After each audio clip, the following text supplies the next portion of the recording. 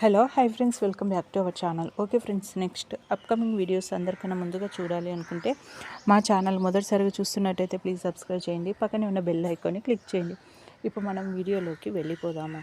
ఇంకా సీను దగ్గరికి ఇంకా పద్మావతి వెళ్ళడం జరుగుతుంది. ఇంకా తనతో మాట్లాడాలనేసి వెళ్తుంది జైలుకి. ఇంకా సీను ఇంకా పద్మావతిని చూసి, ఎలా ఉన్నావు పద్మావతి, ఇంకా మన కూతురు ఎలా ఉంది అనేసి అడుగుతూ ఉంటాడు. నువ్వు వెళ్ళావా, వాళ్ళ ఇంటికి వెళ్ళావా, వాళ్ళు ఏమన్నారు, మన కూతురు ఏమంటుంది, చాలా సంతోషంగా ఉందా వాళ్ళ ఇంట్లో, మన ఇంట్లో చాలా కష్టాలు పడిపోతూ మనము చాలా ఇబ్బందిగా చూసుకున్నాం తనని. ఇంకా ఇప్పుడు ఆ ఇబ్బందులు అంటూ మన కూతురికి ఉండవు. ఇంకా మన ఇంట్లో కన్నీళ్ళు పెట్టినట్టుగా ఆ ఇంట్లో కన్నీళ్ళు పెట్టదు. ఇంకా చాలా సంతోషంగా కనిపించి ఉంటుంది కదా, చాలా సంతోషంగా ఆనందంగా ఉంది కదా మన కూతురు వాళ్ళ ఇంట్లో. ఇంకా అలాగే విక్రమ్ బాబు కూడా తనని చాలా బాగా చూసుకుంటున్నాడు కదా, ఇంట్లో వాళ్ళు కూడా తనని చాలా బాగా చూసుకుంటూ ఉంటారు కదా. నీ కళ్ళు, రెండు కళ్ళు సరిపోయి ఉండకపోవచ్చు మన రాధని చూసి.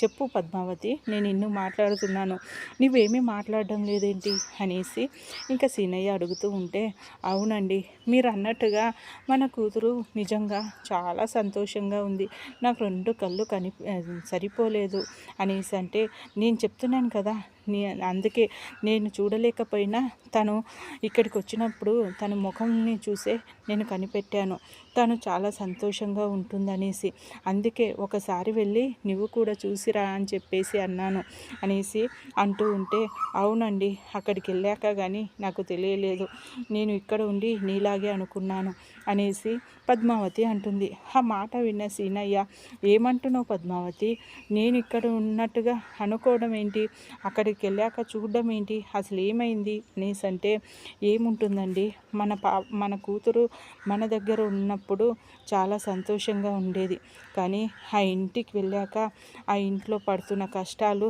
నాకు అక్కడికి వెళ్తే కానీ తెలియలేదు అనేసి అంటే, అక్కడ కష్టాలు ఏముంటాయి మన కూతురికి, మన ఇంట్లోనే కదా తను కష్టపడ్డది, కష్టాలు ఉన్నది, అక్కడ ఏముంటాయి, కోటీశ్వరాలు కోడలు, అలాంటప్పుడు డబ్బుకి కొదవ ఉండదు, ప్రేమించే మనుషులు అందరి మధ్యలో ఉంది, అలాంటప్పుడు తనకేంటి కష్టాలు అనేసి ఇంకా సీనయ్య అంటే, అవునండి మనం అనుకున్నట్టుగా కాదు, మన దగ్గర ఉన్న డబ్బు లేకపోయినా ప్రేమాభిమానాలు ఉండేవి, కానీ అక్కడ డబ్బున్నా సరే ప్రేమాభిమానాలు లేవు. మన కూతుర్ని ఒక నింద వేసి మన కూతురిపై ఒక మచ్చ తీసుకువచ్చారు. మీరు అన్నట్టుగా విక్రమ్ బాబు చాలా మంచివారు, కానీ ఆ ఇంట్లో వాళ్ళు మాత్రము మన కూతురికి వ్యతిరేకంగా ఉన్నారు. అసలు జరిగిన సంఘటన ఏంటో తెలుసా, నేను ఆ రోజు వెళ్దామనేసి సారే అంతా రెడీ చేసుకున్నాను, కానీ ఉన్నట్టుండి విక్రమ్ బాబు మన రాధమ్మ మన ఇంటికి వచ్చిందేమో అనేసి వచ్చాడు. అసలు రాధమ్మ కనిపించడం లేదనేసరికి నా గుండెలు పగిలిపోయాయి. అసలు ఏం జరిగిందనేసి హడావిడిగా ఇంటికి వెళ్ళాను, కానీ ఇంకా విక్రమ్ బాబు వాళ్ళ అత్తయ్య అంటున్న మాటలకి అస్సలు నాకు వినాలనిపించలేదు.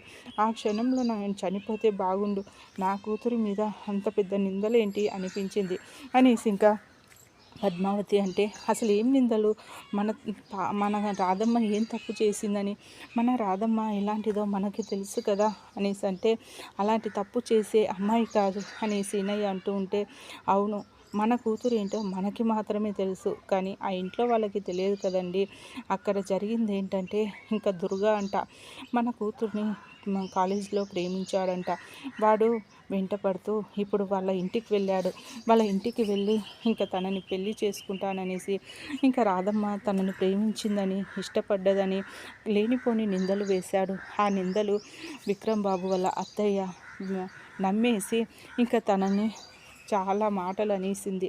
మన కూతురు నమ్మక ద్రోహం చేసిందనేసి, ఇంకా అలాంటి అమ్మాయి మా ఇంట్లో ఉండకూడదనేసి, ఇంకా తప్పుడు పని చేసిందని చాలా మాటలు మాట్లాడింది.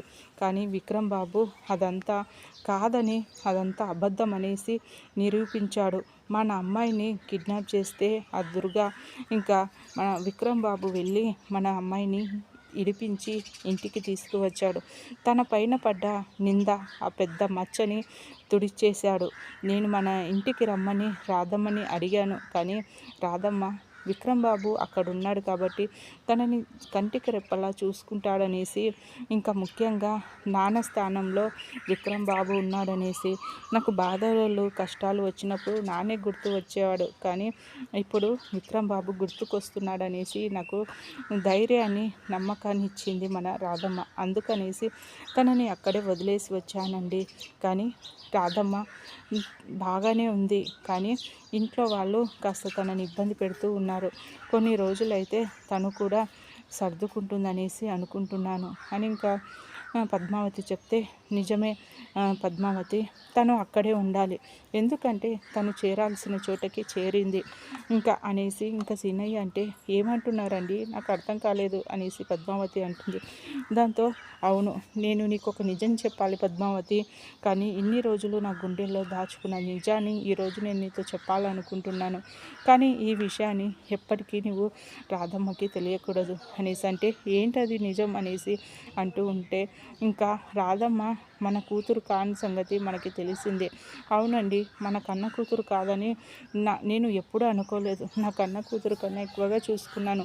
ఆ మాట మళ్ళీ మీరు ఎందుకు అంటున్నారు అనేసి అంటే, ఆ నిజం మన కూతురు కాదు, కానీ ఆ పెద్దయిన రామచంద్రయ్య కూతురు మన రాధమ్మ అనేసరికి పద్మావతి ఒక్కసారిగా షాక్ అవుతుంది. ఏమంటున్నారండి, అసలు మీరు ఏమంటున్నారు, రామచంద్రయ్య గారి కూతురు ఏంటి అనేసి అంటే, అవును, ఆ రోజు మనం వాళ్ళ ఇంటికి వెళ్ళాం కదా, అక్కడ నాకు అప్పటి వరకు తెలియదు, అక్కడ మన రాధమ్మ చిన్ననాటి ఫోటో చూసేసరికి అప్పుడు అనుకున్నాను, అంటే వీళ్ళ ఇంటి అమ్మాయే మన రాధమ్మన, ఈయన కూతురు మన రాధమ్మన అనేసి, ఇంకా మన రాధమ్మ వాళ్ళ కూతురు మన దగ్గర పెరుగుతుందని ఈ నిజాన్ని చెప్పాలనేసి అక్కడికి వెళ్ళాను. కానీ ఇందాక నువ్వు చెప్పినట్టుగా ఇంకా దమయంతి ఉంది కదా, ఆ దమయంతి మన రాధమ్మని చంపాలనేసి ప్లాన్లు వేస్తూ ఉంది. ఇంకా ఆ నిజాన్ని నేను బయట పెడితే ఎలాగైనా మన రాధమ్మని చంపేస్తారనేసి నేను ఆ నిజాన్ని బయట పెట్టకుండా తిరిగి వచ్చేసాను. కానీ ఈ నిజాన్ని చెప్పాలనేసి విక్రమ్ బాబుకి ఎన్నోసార్లు ప్రయత్నం చేస్తున్నాను, కానీ ఇప్పుడే చెప్తే బాగోదని, ఇంకా ఈ నిజము ఆ దమయంతికి తెలిస్తే మళ్ళీ తన మీద కుట్రలు వేస్తుందనేసి చెప్పలేదు. కొన్ని రోజుల తర్వాత చెప్పాలనేసి అనుకున్నాను, కానీ ముందుగా ఇప్పుడు నీకు చెప్తున్నాను, కానీ ఇప్పుడప్పుడే నువ్వు ఈ విషయాన్ని ఎవరితో చెప్పకు, లేదంటే మన రాధమ్మకే ప్రమాదం ఉంది, ప్రాణానికే ప్రమాదం ఉంది, అందుకనేసి చెప్పొద్దు, ఈ నిజాన్ని నీలోనే దాచిపెట్టుకో అనేసి సీనయ్య చెప్తూ ఉంటాడు. పద్మావతి సరే అండి అనేసి అంటుంది. కానీ విక్రమ్ బాబు తన బావే కాబట్టి ఇంకా అనుకోకుండా ఆ భగవంతుడు వాళ్ళిద్దరిని కలపడం జరిగింది. ఇంకా వాళ్ళిద్దరూ సంతోషంగా ఉంటారు. ఇంకా ఎక్కడికి చేరాలనో మన రాధమ్మ ఆ గూటికి చేరింది పద్మావతి. అందుకే నేను చాలా సంతోషంగా ఉన్నాను ఇక్కడ, ఎందుకంటే నాకు ఆ దిగులు లేదు. కొన్ని రోజులు వాళ్ళ కూతురే వాళ్ళ ఇంటి మనిషి అని తెలిసేంతవరకు ఇంకా కొన్ని రోజులు మన రాధమ్మకి కష్టాలు తప్పవు. ఆ తర్వాత మన రాధమ్మ చాలా అంటే చాలా సంతోషంగా ఉంటుంది, పెద్దింటి కూతురు కాబట్టి చాలా సంతోషంగా ఉంటుంది అనేసి ఇంకా సీనయ్య చెప్తాడు. ఇంకా దాంతో ఇంకా పద్మావతి కూడా చాలా బాధపడిపోతూ ఇంకా అక్కడ నుండి వెళ్ళిపోతుంది. ఓకే ఫ్రెండ్స్, మా వీడియో కనుక మీకు నచ్చినట్టయితే ప్లీజ్ సబ్స్క్రైబ్ చేయండి, పక్కనే ఉన్న బెల్ ఐకాన్ని క్లిక్ చేయండి. ఇలాంటి వీడియోస్ అందరికన్నా ముందుగా చూడగలుగుతారు. Thank you.